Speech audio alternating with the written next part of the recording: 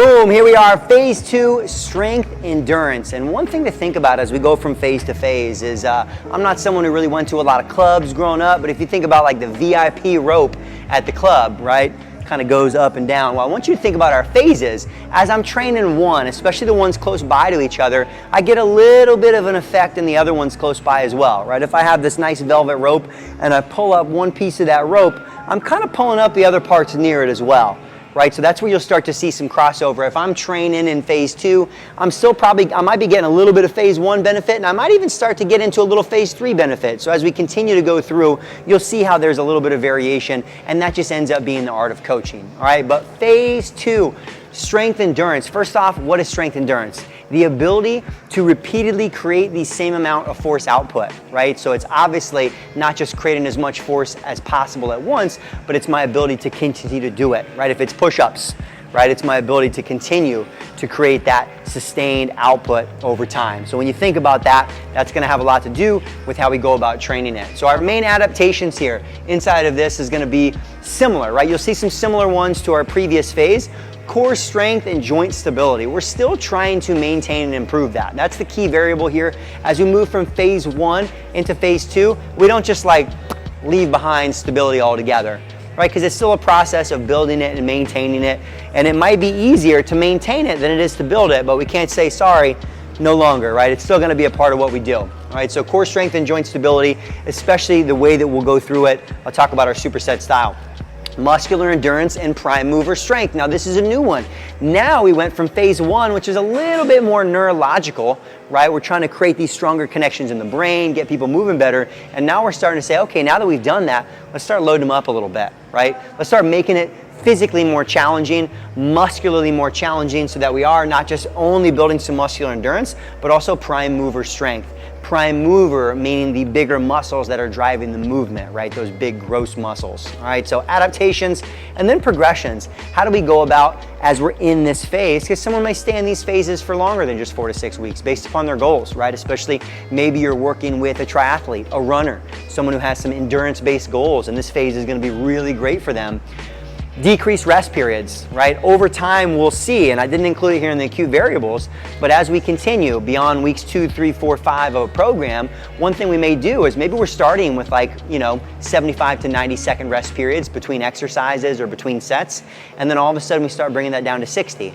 And then the next week we bring it down to 45 and then down to 30. Even if we don't change the exercises, the loads, it is going to be more challenging. I promise, even for you, you at home. All right, if you start applying strict rest periods and bringing them down in between your exercises and sets, it'll totally change the effect. So that's one thing we're gonna wanna do here is decrease those rest periods. Also, increasing volume. If you're not familiar with that term yet, volume is gonna be reps times sets times weight. So it's the overall amount of work that we're getting done.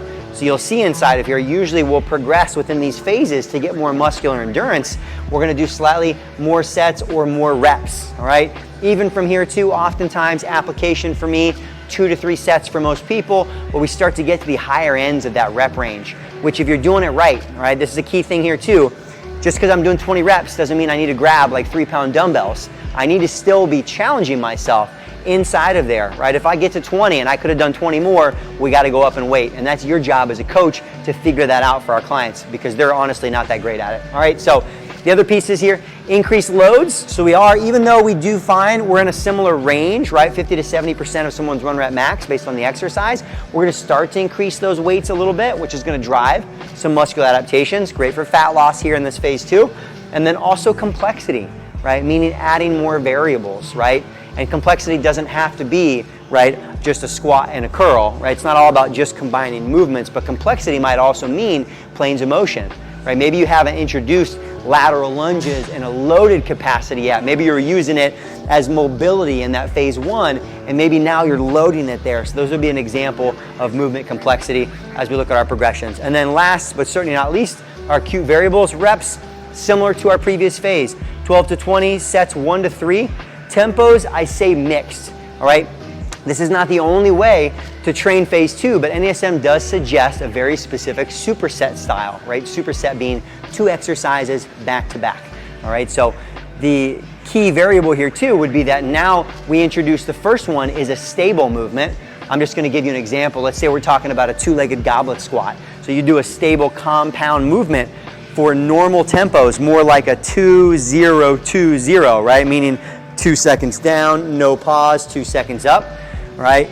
Training somewhere in this 12 to 20 range, and then I would go right into, I would superset with a little rest, right into an unstable version, maybe a single leg version of that exercise. And during that unstable movement, I would go back to my stabilization tempo of 4, 2, 1, 1, all right? So that's why I put mixed in there. So refer back to your guys' chapter if you guys need a refresher, but superset style of mixing those together, so your tempos are gonna change a little bit there. 2-0-2 for the first exercise, and then 4-2-1 for the second one. And then, like I mentioned, slightly lower on the resistance side, as we are looking for muscular endurance.